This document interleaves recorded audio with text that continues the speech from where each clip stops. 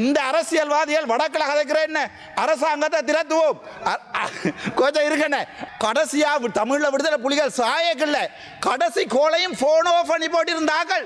கண்டியில் வந்து உங்கள்ட்ட என்ன கேட்கிறாங்க, என்ன பிச்சை எடுக்கிறாங்க வெளியே சொல்லுங்க. நீங்க எங்களை குருந்தூர் மறையில இருந்து திரத்திரியல், வெடுக்குநாரி மறையில திரத்திரியல். ஆனா அதை கதைக்கல, இங்க சுரேஷ் சாலையை பிடிச்சு போட்டாங்க, அவ்வளவுதான். இருக்கிற ஹைதராபாத் சொல்றார் தமிழீழம் வேணும் எங்களுக்கு, தமிழீழம் இல்லாம நாங்கள் வாழ மாட்டோம்.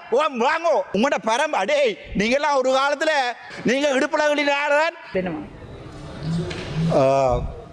நன்றி மூலாசரன் மந்திரத்துமணி. இன்றைய தினம் நாங்கள் முக்கியமாக கதைக்கின்ற மிகவும் ஃபேமஸாக போய்கொண்டிருக்கிற டாபிக் சுரேஷ் சாலை என்று சொல்லப்படுகின்ற ஈஸ்டர் குண்டு தாக்குதலுக்கு பொறுப்பாக இருந்த ஒரு சிஐடிக்கு தலைமை தாங்கிய ஒருவரை கொண்டே வைத்து அவரை நாங்கள் இப்போது அந்த அதாவது கொலை செய்யப்பட்ட 268 கிறிஸ்தவ மக்களுக்காக நியாயத்தை பெற்றுத்தருகின்ற ஒரு அரசாங்கம் உண்டை இன்றைக்கு நாங்கள் பார்த்துருக்கிறோம். ஆஃப்டர் 2 இயர்ஸ் 2 வருடங்களுக்கு பிறகு இன்றைய தினம் பார்த்துருக்கிறோம். சந்தோஷம். அதாவது இந்த நாட்டில் தற்சமயம் வந்து பெட்ரோல் 434 ரூபா, அது யாருக்குமே ஞாபகம் இல்லை. ஆனால் 1 கிலோ அரிசி வேண்டியலாது, அதெல்லாம் 200-300 ரூபாய்க்கு மேலே, அது ஞாபகம் இல்லை. ஆனால் இந்த சுரேஷ் சாலையினுடைய இந்த ஒரே ஒரு விடயத்தை வைத்துக்கொண்டு இந்த அரசாங்கம் இன்று வரைக்கும் ஓடிக்கொண்டிருக்கிறது. என்னை பொறுத்த வரைக்கும் சுரேஷ் சாலை மட்டுமல்ல, கோத்தபாய ராஜபக்சகளில் இருந்து அந்த பிரதான சூத்திரதாரியை கொண்டு போய் போடும் வரைக்கும் இந்த அரசாங்கம் நாடகம் என்று தான் எனக்கு சொல்ல வேண்டும். அது கோத்தபாய ராஜபக்சவாக இருக்கலாம், மஹிந்த ராஜபக்சவாக இருக்கலாம், அல்லது போனால் பசில் ராஜபக்சவாக இருக்கலாம். இன்றைக்கு யாருமே சூத்திரதாரியை உடனடியாக பேர் சொல்லுவேன் என்று சொன்ன ஜனநாயகவாதி எங்களுடைய அன்ரோமார் சாநாயக் அவர்கள் இன்று வரைக்கும் பேர் சொல்லல. சரி, அதை விடுவோம் நாங்கள். சரி, அது முஸ்லீம் மக்களுக்கு நியாயம் கிடைக்குது என்று வச்சுக்கொள்வோமே, அது முஸ்லீம் மக்களுடைய பேரை காப்பாற்றுகிறேன் என்று வச்சுக்கொள்வோமே, இது கிறிஸ்தவ மக்களுக்கு நியாயம் என்று வச்சுக்கொள்வோம். உங்களுக்கு தெரியும், தமிழ் மக்கள் என்றும் ஒரு இனம் இலங்கையில் இருக்கிறது. இன்றைக்கு செம்மணியில் 310க்கு மேலே ஒவ்வொரு உடல்களாக எடுக்கப்பட்டு கொண்டிருக்கிறது, ஒவ்வொரு எலும்பு கூடுதலாக எடுக்கப்பட்டு கொண்டிருக்கிறது செம்மணியில். ஆனால் அந்த கதை யாருமே கதைக்கிறேன். இந்த மீடியாவிலுமே செம்மணியில் குறுக்கும் நெருக்குமாக போடப்பட்ட உடல்கள் 311க்கு மேலே இருக்கு. ஆனால் அதை யாருமே கதைக்கிறேன். எங்கிட்ட பின்னுக்கு இருக்கிற தமிழக கட்சியோட கதைக்க மறந்துருக்குது. ஆனால் நாங்கள் கதைக்கிறது முழுக்க சுரேஷ் சாலையை பிடிச்சு போட்டோம் என்ற உடனே மொத்த ஈஸ்டர் குண்டுதாக்கள் சூத்திரதாரிகளையும், அந்த சூத்திரன்னு சொல்ல எனக்கு விருப்பம் இல்லை, சூத்திரதாரிகளையும் நாங்கள் கண்டுபிடித்து விட்டோம் என்று நாங்கள் நினைத்துக் கொண்டிருக்கிறோம். அது சரி, பரவாயில்லை. அடுத்த குருந்தூர் மேலே ஐயா நேற்றைக்கு கடிதம் அடிச்சிருக்காங்க. முன்னாள் இருக்கிறார் எங்கள் புத்த சாசன அமைச்சர் ஐயா, உங்கள்ட்ட தான் சொல்றேன். நேற்றைக்கு கடிதம் அடிச்சிருக்காங்க தொல்லியல் திணைக்களம் புத்த சாசன அமைச்சருக்கு. குருந்தூர் மலையில் எந்த தமிழ் இந்துக்களுடைய அடையாளமே இருக்கல நேற்றே கடிதம் அடிச்சிருக்காங்க. அதுக்கு முன்னுக்கு இருந்து ஒன்றார் அந்த கிள்ளோச்சி நடந்து ஒரு ஆள் காட்சி ஓணிக்குது. வவுனியாவில் இருந்து வவுனியா வெண்ணி உங்களுக்கு எல்லாம் கேட்கிறேன் இல்லையா? அந்த குருந்தூர் மலையை எங்களுடைய தமிழற்ற பாரம்பரிய இடம் இல்லைன்னு சொல்லிக்காங்க. வாய் உங்களுக்கு இருந்தால் வாய் இருக்கிற இடத்துல வேற என்ன இருக்குது, வேற இருக்கிற இடத்துல வாய் இருக்குது. சரி, பரவாயில்ல, அதை தான் அப்படியே விடுவோம் வச்சுக்கொள்வோம்.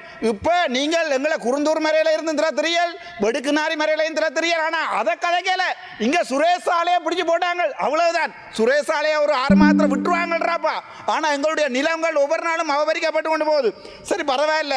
எங்களோட அமைச்சர் சந்திரசேகர், நான் இதில் சொல்ல விரும்பல, முன்னாள் இருக்கிறார். அவர் ஒரு நாளுமே வந்து முன்றோவில் இருந்தே இல்லை.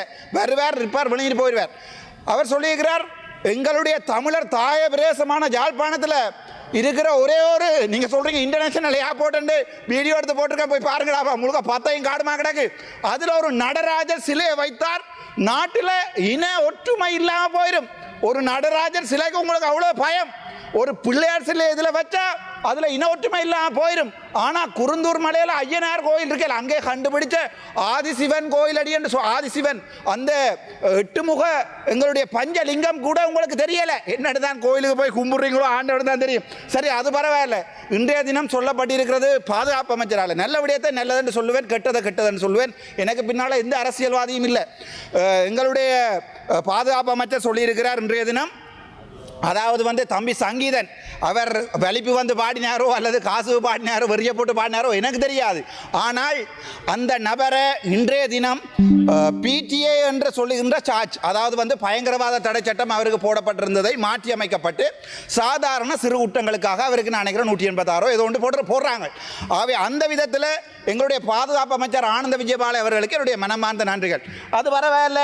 நான் பார்த்தேன் எங்களுடைய ஐயா மேட்ட கேசவன் சாயந்த், உங்கள்கிட்ட சொல்றேன், கேசவன் சாயந்தன் போய் யாழ்ப்பாணத்தில் இருந்து சொல்லிக் கொண்டிருக்கிறார், தாங்கள் அவரை விடுவிப்பாரா, எனக்கு விளங்கையில மட்டக்களப்பில் போய் லைப்ரரியை துறக்க சுமந்திரனால 7 வேண்டாம் மட்டக்களப்ப ஏன் இவருக்கு போய் ஜனாதிபதியோட காய்ச்சி தம்பி சங்கீதம் எடுக்கல அடே எல்லாம் நாடகம்டாப்பா சொன்னா கேட்கிறீர்கள் இல்லை எல்லாம் நாடகம் சுமந்திரனால அதை செய்யலாதென்றால் அங்க போய் ஏனடா அங்க கொஞ்ச நாளைக்கு போய் சங்கீதனை போட்டுட்டு சங்கீதனை வச்சு கொண்டு வழக்கு நடத்தவன் எங்களுக்கெல்லாம் அந்த தேவை இல்லை பிழையானவர்கள் என்றால் பிழையானவர்கள் என்று கை நீட்டவும் தெரியும் சரியானவர்கள் என்றால் சரியானவர்கள் எங்களை சொல்லவும் பரவாயில்லை நேற்று முந்தினம் பார்த்தேன் நான் நிக்கல இருக்கிற பக்கத்தில் இருக்கிற ஹயத்ரமேன் சொல்றார் தமிழீழம் வேணும் எங்களுக்கு தமிழீழம் இல்லாமல் நாங்கள் வாழ மாட்டோம் வாங்கோ தமிழீழத்தில் வாழுவோம் இங்கே எல்ஓசியில் இருக்கிற உங்களோட பங்குகள் எல்லாத்தையும் வித்து போட்டு யாழ்ப்பாணம் போவோம் உங்களோட 3 ஏதோ ஒரு நாடுகளில் 3 வச்சிருக்கிறீர்கள் தானே எல்லா பிள்ளை ஊட்டிகளையும் கொண்டு வந்து யாழ்ப்பாணத்தில் வச்சிருப்போம் உங்களோட அடே நீங்கள்லாம் ஒரு காலத்தில்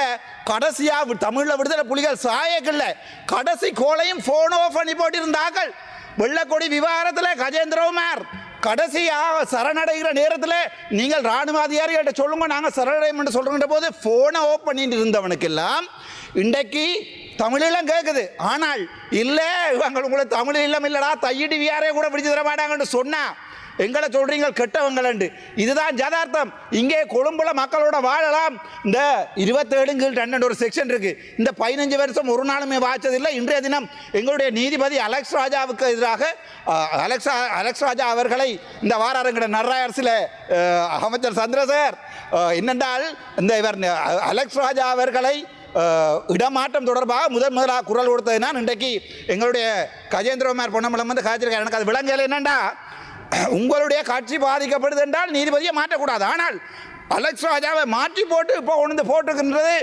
நீதிபதி சதீசன் ஒரு மிகவுமே மதிக்கத்தக்க ஒரு மனிதன் இப்போ அந்த மனிதனை ட்ரான்ஸ்ஃபர் பண்ணுறதுக்கு ட்ரை பண்ணுறாங்க இப்போ அலெக்ஸ் ராஜா ஐயா போய் இப்போ நீதிபதி சதீசன் வந்துச்சார் சதீசன் எப்படியாவது ட்ரான்ஸ்ஃபர் பண்ணி அனுப்பணும்னு ட்ரை பண்ணுறாங்க அந்த நிலைமையில தான் எங்களுடைய இந்த தமிழருடைய அரசியல் வந்து நடந்து கொண்டிருக்கிறது அடுத்தது எங்கிட்ட அமைச்சர் சந்திரசேகர் அண்ணே உங்களுக்கு ஒரு நிமிஷம் தாரம் பேரை சொல்கிறேன் பயில சொல்லுங்க முடிஞ்சா நடராயர் சிலைக்கு ஒரு பயில சொல்லுங்க ரெண்டாவது கேட்குறேன் அந்த மயிலட்டியில் இருக்கிற அந்த ஆர்மி கேம்பில் 230க்கும் மேற்பட்ட குடும்பங்களோட ஹானியில் ஆர்மி கேம்பை கட்டியிருக்காங்க இன்றைக்கும் வழி வடக்கில் அந்த சார் மலையக்கில் நிற்குது ஆனால் நாங்கள் இன்றைக்கு வந்திருந்து கொண்டு ஸ்ரீதரனோட கண்டீனில் ஒரு கதை அதுக்கு பிறகு இளங்குமரனோட கண்டீனில் ஒரு கதை அதே வீடியோ எடுத்து போட்டேன் ஐயா ஏனென்றால் இந்த அரசியல்வாதிகள் வடக்கில் கதைக்கிற என்ன அரசாங்கத்தை திரத்துவோம் கொஞ்சம் இருக்கண்ணே அரசாங்கத்தை திரத்துவோம் போட்டு கண்டியில் வந்து உங்கள்கிட்ட என்ன கேட்குறாங்க என்ன பிச்சை எடுக்கிறான்னு வெளியே சொல்லுங்க நீங்க நாங்கள் இந்த வரைக்கும் அப்படி அரசியல் செய்தது இல்லாத உங்களுக்கு நல்லா தெரியும்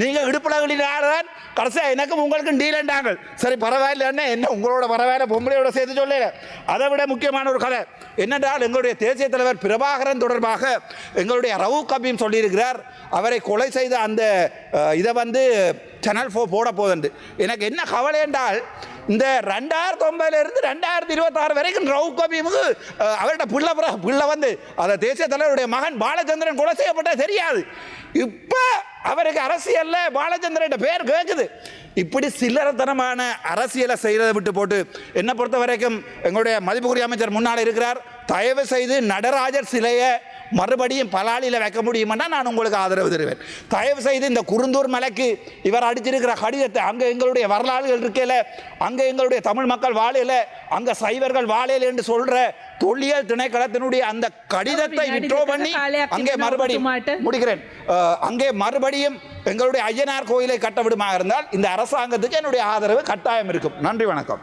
இது போன்ற செய்திகளை தெரிந்து கொள்ள யாழ் டிவி நியூஸ் சேனலை சப்ஸ்கிரைப் செய்து அருகே இருக்கிற பெல் பட்டனையும் கிளிக் செய்து கொள்ளுங்க மேலும் இது போன்ற செய்திகளை உடனுக்குடன் தெரிந்து கொள்ள யாழ்டிவி.com எனும் இணையதளத்தின் வாயிலாக எங்களோடு இணைத்துக் கொள்ளுங்கள்